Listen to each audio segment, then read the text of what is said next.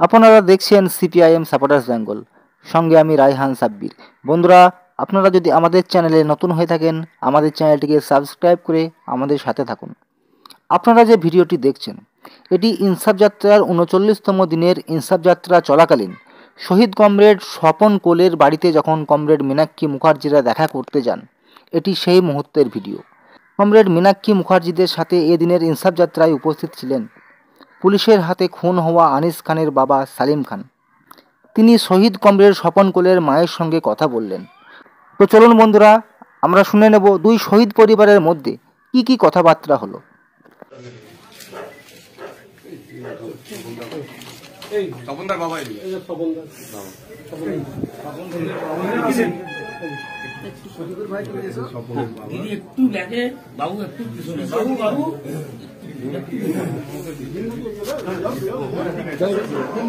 স্বপন কোলে আমাদের ছাত্র নেতা ছিল। 2010 সালে মোবাইলটা পিছনে বাবু 2010 সালে সাত থেকে ঠেলে ফেলে দিয়ে আবার আনিস আমাদের হাওড়ারি, ওকেও ছাদ থেকে ঠেলে ফেলে দিয়ে ওকেও খুন করেছে। পুলিশ খুন করেছিল তৃণমূল।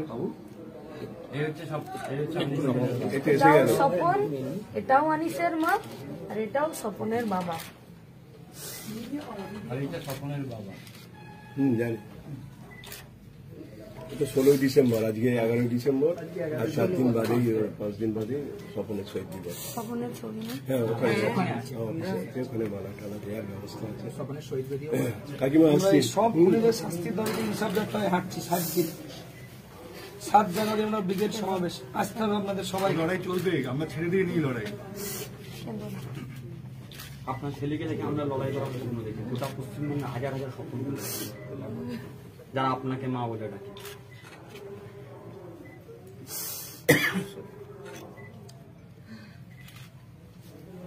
কাকিমা আসছি, হ্যাঁ, ওখানে যাই, মিটিং এ যাই, আবার ওরা মিছিল করতে শুরু করবে।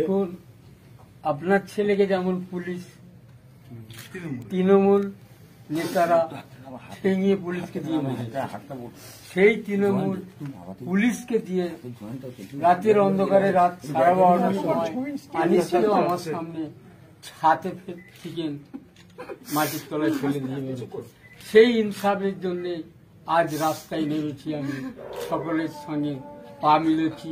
আজ 3 দিন আমি হাঁটছি। এই ইনসাফ আমাদেরকে আদায় করতেই হবে। আমরা পেছনে হাঁটলে আমরা ইনসাফ পাবো না। চলে এরা 40 দিন হাঁটছে দিদি, এরা সব 40 দিন করে হাঁটছে। কুচবিহার থেকে শুরু করেছে।